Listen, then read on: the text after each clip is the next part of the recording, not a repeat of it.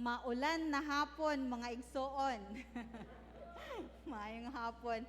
Salamat ko sa Ginoo nga daghan ta no bisan na risked, nag-ulan, daghan na kay taw mga naka-schedule nga mga lakaw sa Sunday afternoon, pero salamat sa Dios nga nagmadaogon ta, nakaabot ta dinhi sulod sa simbahan. Amen. Atong palakpakan ang atong buhi nga Dios, mga igsoon. Okay, if you have your Bibles with you, open it in the book of 1 Chronicles. This is one of my readings for this week, so ako ning i-share ninyo. 1 Chronicles, dili ra balain ang audio nga naay electric fan? Basin mapalid-palid, dili ra ba? Okay ra? Okay, 1 Chronicles 16:11. 1 Chronicles 16:11, nag-ingon dinhi, look to the Lord and His strength. Seek His face always. Okay? Atong idukong atong mga ulo alang sa mga pag-ampo. Heavenly Father, mapasalamaton ako sa higayon nga magihatag kanako na makadala sa imong mga pulong adto sa imong mga katawhan. Father, I pray nga ikaw mag-aabli sa among mga hunahuna, sa among mga igdulungog, sa among mga kasing-kasing, nga makabaton og luna ang imong mga pulong sa among mga kinabuhi, Ginoo. Lord, salamat nga mahimo ming ready sa pagdawat sa mga espirituhanong panalangin nga imong giandam alang kanamo. We bless your holy name in Jesus' name. Amen. Okay. The background of this verse is Judah. When we say Judah, mura na siya Israel, mura na siya the Israelites. Okay? Judah, nahimo silang napildi o nahimo silang captive sa nasod sa Babylon. Okay? So the people were exiled, they were brought to Babylon aron nga mahimong slave. Okay. Now we know that God is with them. Okay? O nakita sa Dios ang ilang kasing-kasing. O gigrant sa Ginoo ang ilang mga pangamuyo. Now it's time to go home. It's time to go back to Judah. Okay? So ingana ang setting ani nga panahon. Now, the Ark of the Covenant, the sacred symbol of God's manifest presence, was finally coming home to Jerusalem. Now, this Ark of the Covenant, sige, ma-picture out siguro nato na this is a sort of a big box wherein naa dito gisulod ang 10 Commandments, no, nga ilang nadawat, and imagine that they have to carry it everywhere. Sila paingon, asa sila paingon, ilang ginabitbit. So walay sakto nga lugar nga napahimutangan sa Ark of the Covenant. And sa panahon ni King David decided, no, nga kinahanglan makabaton na gyud og sakto nga lugar ang Ark of the Covenant, no, nga mahimo na siyang maplastar nga adto dito ang center of worship sa mga Israelites, sa mga taga-Judah. Now, this is more than a historical event. Dili ra siya tungod sa nangagi ng sa unsa may nangagi historical past sa mga Israelites, no? But this is more of a reunion between God and His people. Diba? Nakahinumdum mo one time, ato 25th anniversary, ang atong theme is coming home. Something like coming home, dili ko sure. 25th anniversary, di ba? So daghan ang atong, Oo, basta mo something homecoming, di ba? Daghan kaayo ta mga kaubanan din sa church before nga na adto sa laing dapit na sila. So ato silang gi-invite, nangabot din sila ni Pastora Weng Lynch, sila ni sila ni attorney, sila ni Judge Kabuga, nangabot sila din. So daghan kaayo tag mga bisita at that time. So di ba, imagine the feeling, di ba atong gibati nga murag, wow, gikan pa sa buntag nato nga mga activities, excited na kaay ta, we're meeting old fellow believers, no? So ingon ana ang nahitabo didto sa lugar sa Juda. Murag, wow, finally nakabalik na ta, nagkitaay ta dinhi nga dapit, nakaabot ta dinhi nga dapit. Ba naapatay chance sa pagpangalaga dinha sa Ginoo. Now, ingon ana ang sitwasyon. And King David, kani atong portion, kani atong verse nga atong gibasa karon is portion rani siya sa Psalm of Thanks ni King David ngadto sa Ginoo. Part rani siya, taas man to kaayo. So ingon si King David, seek the Lord and His strength. Seek His face continually. No, simple ra kaayo. It sounds like simple ra sa atong paminaw, pero dako kayo impact sa panahon ni adto, and it is even applicable still sa atong kapanahunan karon, mga igsoon. So what does it mean to seek the Lord and His strength? Unsa man ang pasabot? And why should we seek His face? Not just once. We will not seek His face karon lang. We will not seek His face next Tuesday or next Wednesday, but ingon din He continually. And the Ark of the Covenant, the return of the Ark of the Covenant in this chapter, nagsignify siya og restoration. Kanang mabalik bitaw, ma-restore ang relasyon sa Ginoo og sa mga katawhan sa Juda. Mabalik. Okay. And David's command, though it is simple, pero mura siya og malisod natong mahimo, especially sa atong kapanahunan karon nga super busy, super paspas ang lihok sa kalibutan. Amen? No? Ang tanan tawo gusto na tatanan og instant. Dili na taganahan og magpaabot. Maunang dili na taganahan magluto sa balay og mga complicated nga mga recipe, no? Naiuban dili na maglutog biko nga magkagud pa. Kung dili mo palit na lang sila og gata daan dinha sa supermarket. No? Tungod sa kapaspas sa kinabuhi karon, sa kabisi nato, sa kadaghan natong aktibidades, abi nako nga okay ra di ay ko karon nga Sunday kay alas 3 pa man magsugod ang simba. Mauna ang nasa kong huna-huna, magtulog-tulog sa ko, kay Monday through Saturday, dito ko sa trabahuan, 8 to 5. Dito ko sa trabahuan. Dugay kong mata.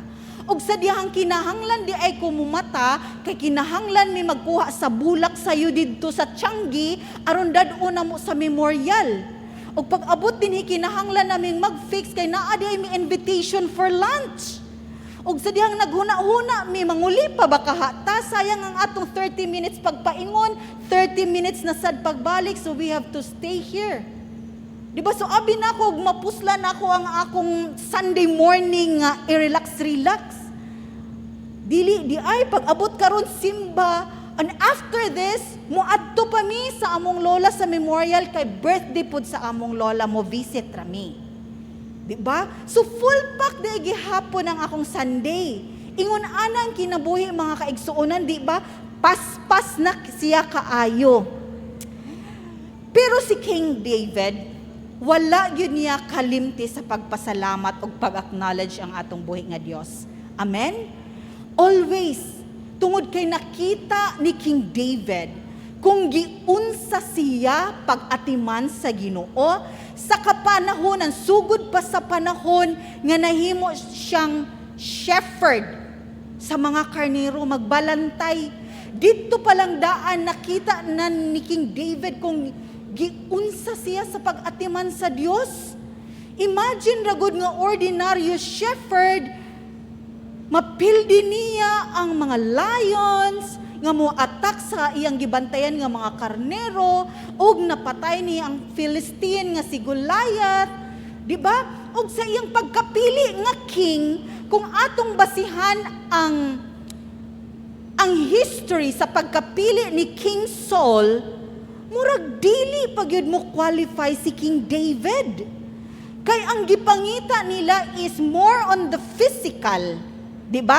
Napili si King Saul, kay gwapo, soldier, sakto ang barog. Di ba? Mauna ang ilang criteria sa pagpili ni King Saul. Kung atong tan-awon sa kang King David, nausab na.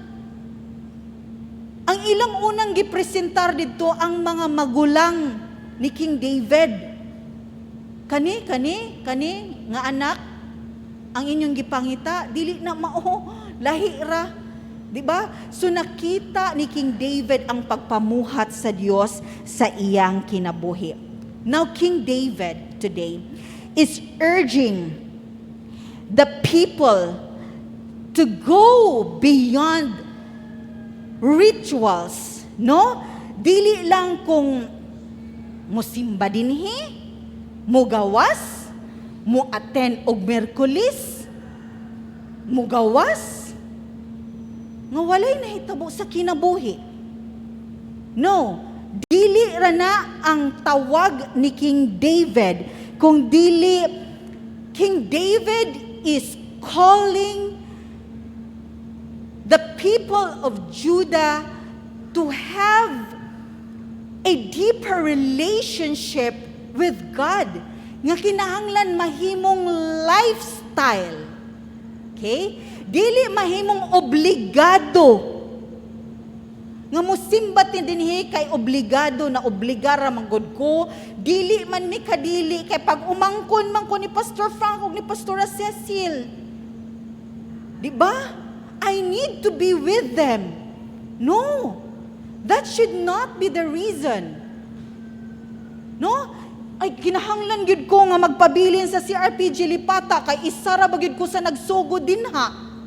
No. 'Di ba? Ang rason nga nung magpabilin ta tungod sa atong relasyon sa Dios. Ba? So it is important. Mauni ang tawag ni King David sa mga tao sa Judah, mga kaigsuonan. Kinahanglan ang atong pagtawag sa Ginoo dili lang sa panahon sa atong mga pagpanginahanglan, but at all times. Dili lang ta mutawag sa Ginoo kung grabe na ang atong sitwasyon, labi-labi na ang atong kalisod, labi-labi na ang balatian nga atong gihambin, mga kaigsuonan. Mutawag lang ta sa Ginoo kung dagko nga mga problema, no. At all times, kinahanglan ma-involve ang atong buhi nga Dios. Amen. Okay. Another, it is a call to acknowledge God's power. Diba? Atong i-acknowledge ang kagahom sa Dios sa atong mga kinabuhi, mga kaigsuonan. Now, tan-aw nato ang kinabuhi sa mga katawhan sa Judah. Okay? Sa dihang mudut-dut sila sa pagpangalaga din sa Dios, what happened? Diba? Nahimo silang magmadaugon. Diba? Sa ilang mga battles, mga kaigsuonan, diba? Kita kaayo ang pagpamuhat sa Dios, nagmadaugon sila. Pero sa panahon nga mo distansya sila sa Ginoo, sa panahon nga mo relax sila sa ilang relasyon din sa Ginoo, di ba katilaw silang pildi? Og dili sayon nga mga kapildihan, mga igsuon. Maunang nag-awhag si King David to acknowledge the power of God at all times. Now, dili lang ni tinuod sa panahon sa Old Testament. Kini nga tawag nagpadayon sa panahon sa New Testament and even today. Asa man na nato makita nga tawag? Di ba naa sa Matthew 6:33? Seek ye first the kingdom of God and His righteousness, and all these things, all, dili lang pipila, all these things shall be added unto you. Okay? Now, nganong niabot man ni sa New Testament paghihapon, mga kaigsuonan? Because this is a reminder that our faith is about an active, dynamic. Kakuan mo anang mag-introduce tag mga speaker, mga kaigsuonan. Active speaker. Dynamic, panahon sa kampanya karon. Among makugihon nga kandidato, di ba? Active, dynamic relationship with God. So walay lugar di ay dinhi ang tulog-tulog sa pansitan. Walay lugar dinhi ang paloy-paloy nga pagpakig relasyon sa Dios. Kung dili aktibo. Okay? So dili pwede nga nahigugma ka ni sister o ni brother o di gani ka kabisita sa panahon siyang pagpanginahanglan. Dili pwede nga maghisgot ta dinhi og provision sa Ginoo and you cannot even extend 100 pesos to your fellow nga magtutuo. Ba? Kinahanglan aktibo makita ang pagkahari, ang pagkaginoo sa atong mga kinabuhi, mga kaigsuonan. Now, karon sa atong kapaspas, sa atong kapanahonan, karon mga kaigsuonan, naatay duha ka points nga ma-learn. Ato ning gikinahanglan karon, number 1, seek the Lord's strength. Okay? Ingon dinhi sa atong gibasa. Himuon na tong sandigan ang Dios sa panahon sa atong mga pagsulay, gagmay man or dinagko. Magkinahanglan man ta og major decisions in life, naamanta sa atong health crisis karon, or a simple stress in life. No? Atong daily walk in life. Ang usahay ma-stress ta. Atong Sunday nagisgot si Brother Jojo, ma-stress ta sa atong mga silingan, ma-stress ta sa atong mga office mate. Kana nga mga butang, pwede na tong dadon sa Ginoo, mga kaigsunan, dili ba? Dili lang mga major nga mga butang, even mga trivial, mga gagmay nga mga butang, dadon na to sa Ginoo. Ako karon nga mga panahon na mga igsoon, sumbungera ko sa Ginoo karon. Panahon na. Gamay-gamay ra. Lord, nasakitan ko. Abi siguro nilag sila ray na ay pride na asad baya ko, Lord. Kabalo ka. Ingnon masad ko sa akong bana, mauna imong cross. Carry your own cross every day. Mang Lord, dili na gid nako kaya.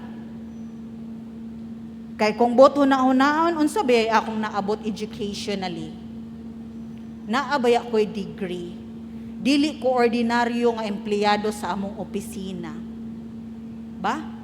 Pero naay mga pagsulay nga atong masugatan sa adlaw-adlaw. No? Nga even to the point nga, kani siguro nga aspect sa akong life, ang gusto, kumuton, gusto gumugon sa Ginoo sa akong kinabuhi. No? Kay mo ana man ko nga sila gani Lord ordinaryo na ay pride, ako pa ba walay pride? Basin kana nga portion, no? Mauna imong gilitok Rosemary. Maunay kinahanglan gumugon sa Ginoo sa imong kinabuhi. Di ba? So every day is a struggle, mga kaigsuonan. Big or little thing, kinahanglan natong ipaabot ngadto sa atong buhi nga Dios. Karon panahon na uso ang mga independence, di ba? Independent woman, kaya na ako bisag wala sila, no? Siguro, kaya nato ang wala uban tao, pero dili nato makaya wala ang Ginoo sa atong mga kinabuhi. Okay? Number 2, seek His face continually. Okay? Dili lang sa pipila kahigayon sa atong kinabuhi, but continually. So it is just like building a relationship, personal and intimate. Dili lang nag-ingon personal. Naapag yung word nga intimate. Kinahanglan kung sa atong bana nga relasyon makailata sa gininhawa sa atong bana, ingon ana unta tas Ginoo nga makailata sa tingog sa Dios. Makailata sa buhat sa Dios aron nga dili ta malimbungan sa kaaway. So what we are going to do in this very busy life nga naata karon, okay? We have to integrate. We have to integrate, meaning we have to make it part of our daily routine. Okay? So sa buntag, ang akong daily routine, mga kaigsuunan, I have to wake up 5:30 in the morning. So 5:30 to 6, that's for prayer. 6 a.m., I need to wake up na to be up from bed and drink my meds. 30 minutes thereafter, ay pa ko makakaon. So during the 30-minute waiting, ay ako mag-stretch gamay.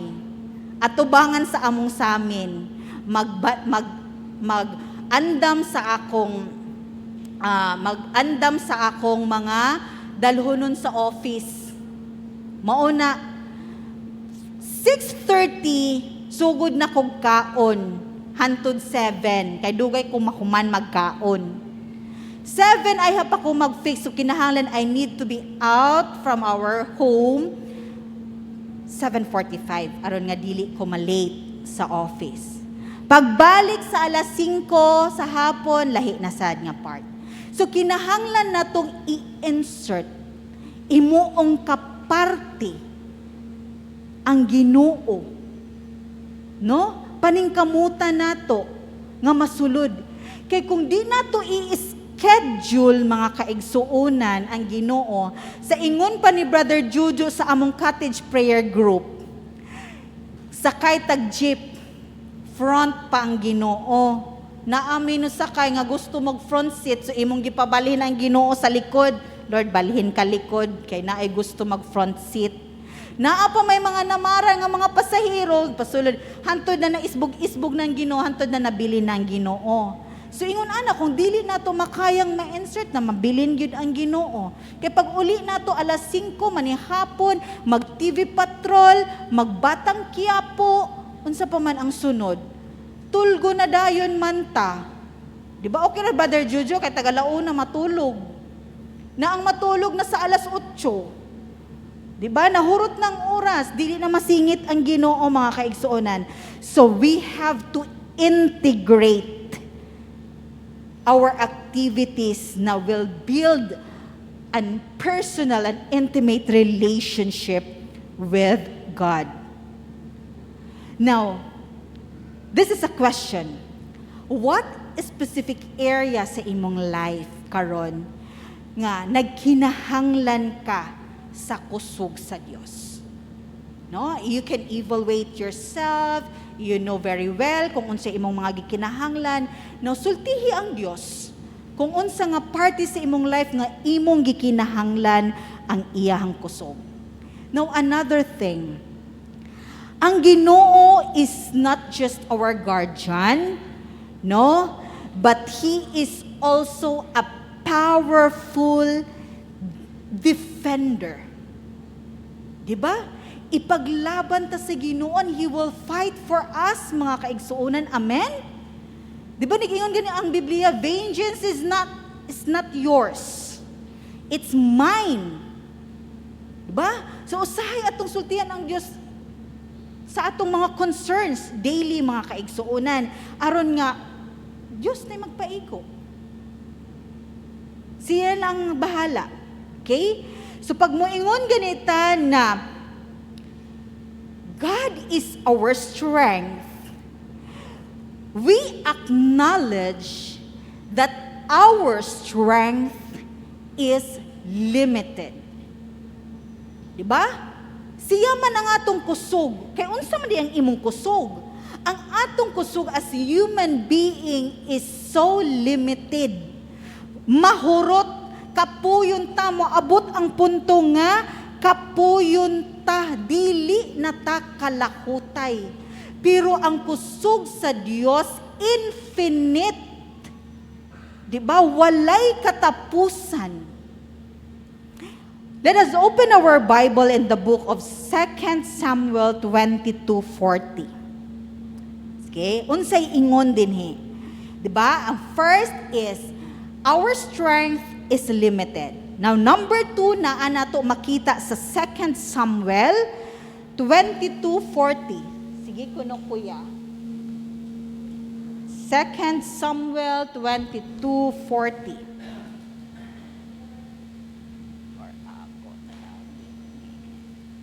Second Samuel. Na. You have clothed me with strength for battle. You subdue my adversaries beneath me. Diba? God will empower us, mga igsoon. Iyatang hatagan o unsa man ang empower. Kusog aron nga atong mahimong mapakigbatukan ang atong kaaway. No? Dili lang nga gihimo ka sa Dios nga ordinaryo, nga wala lang, tao lang, ordinaryo lang. No. Tungod sa kusog sa Dios, nahimo tang empowered. Kita mismo. Naka-remember mo sa giwali ni Pastor Lolito Punay, di ba? Sa unang panahon, gapanawag patag mga pastor to lay us over. Pastor, tabangi ko, ampo. No. Gihatagan na ta sa kagahom sa Dios to pray. To pray directly, di ba? For atong mga sakit, atong mga balatian, mga kaigsuunan. Di ba? We can directly give our concerns to God. Lord, tanawa ko, naglisod ko ani. Kinahanglan na ko ang imong pagpamuhat. Ikaw na mag-ampo mismo sa imong kagalingon sa imong pamilya. Diba? Nakahinumdum mo ato, isa to sa mga giwali ni Pastor Lolito Punay nato, reminding us nga gi-empower ta sa Dios, mga kaigsuonan, pinaagi sa iyang kusog. Number 3.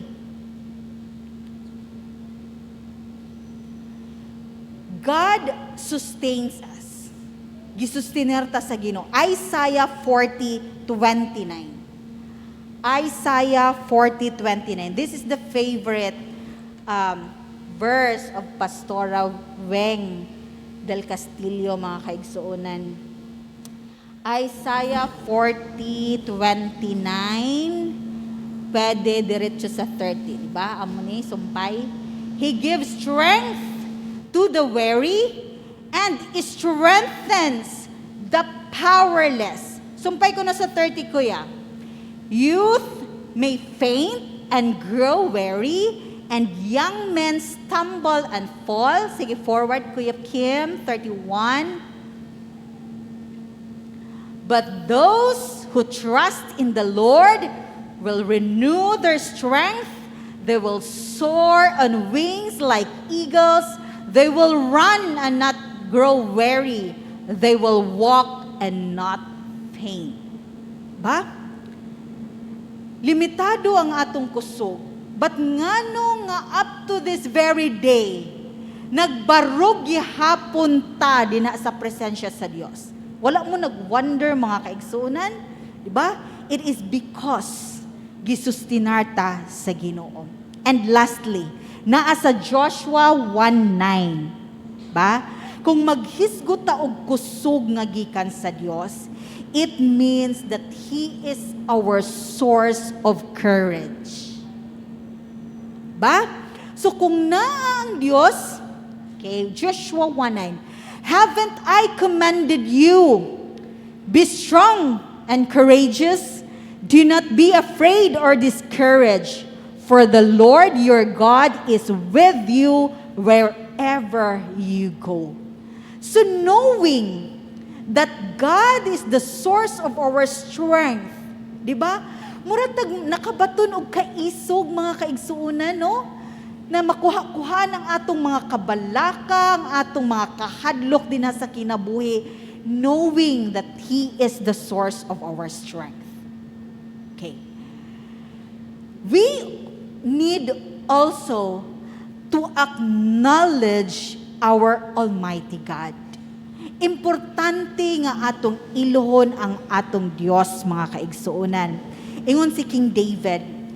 David acknowledged that it was God who had brought him from being a shepherd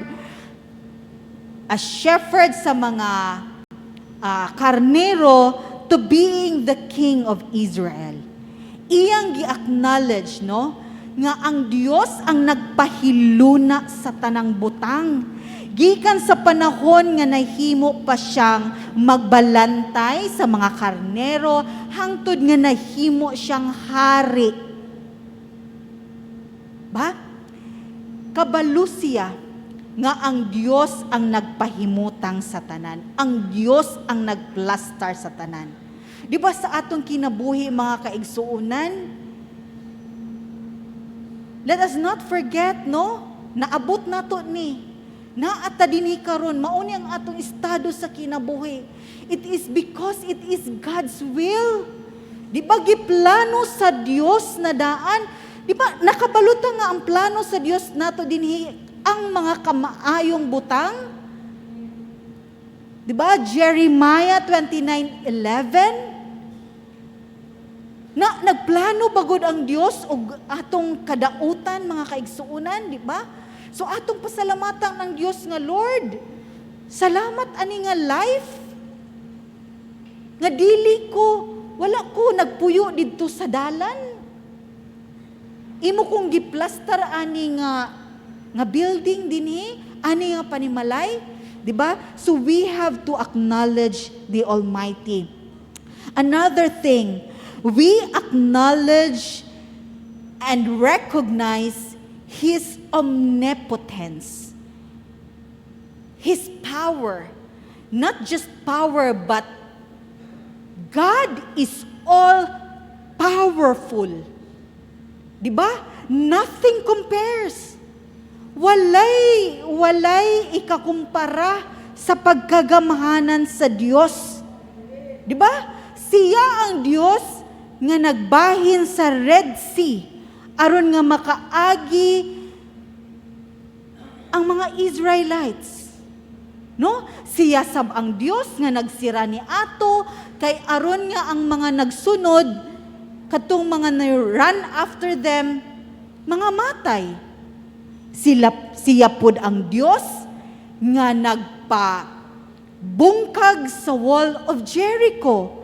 Siya ang Dios nga nag-shutdown sa baba sa mga leon sa panahon nga si Daniel gitambog didto sa unsa man to?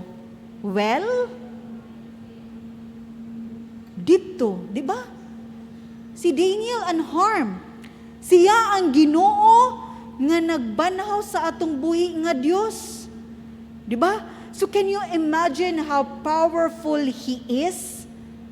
And even sa atong mga kinabuhi karon, let us acknowledge His omnipotence, mga kaigsonan.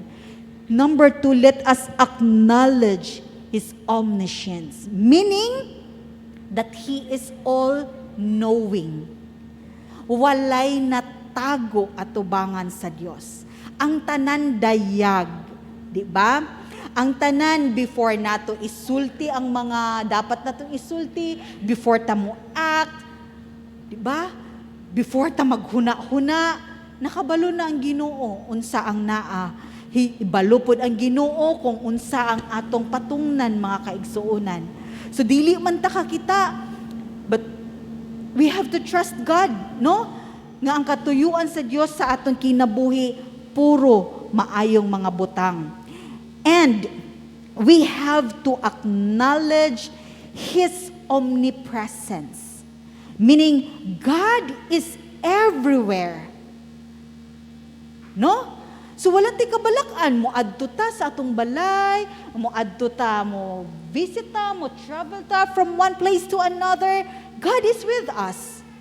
Okay? So, dili pud ta katago sa Ginoo nga dinhi, pwede ra di ako dinhi magbagdoy-bagdoy kay wala ang Ginoo, no. God is everywhere. Dili ta makatago, and we are, what is good thing is nakabaluta nga dili di ay ta nag-inusara. Diba sa tanang panahon na atay kauban, sa tanang panahon nakita sa Dios ang imong sitwasyon. Another is we have to recognize His holiness. Ba? God is holy. He is pure. He is righteous. And He is perfect, mga kaigsuonan. He is complete, separate, gikan sa sala, mga kaigsuonan. Okay? And finally, we have to acknowledge His great love. Okay? God is love, and His love is everlasting. Dili ra kung ang mga Israelites rang iyang gihigugma. Apil ta mga igsoon gihigugma sa Dios. Og dili lang karon, hangtod pa sa mga umaabot nato nga kinabuhi, higugmaon ta sa Dios. Iya ganit ang gihigugma sa una nga grabe ta nagpakasala. Di ba? Gihigugma na ta sa Dios bisan makasasala ta mga kaigsuunan. Wala ta niingon nga karon ra ta gihigugma sa Dios kay nisimba na ta. No, even before gihigugma na ta sa Dios mga kaigsuunan, and higugmaon ta sa Dios hangtod-hangtod, walay makaotro sa iyang gugma nganhi kanato. Atong palakpakan ang atong buhi nga Dios.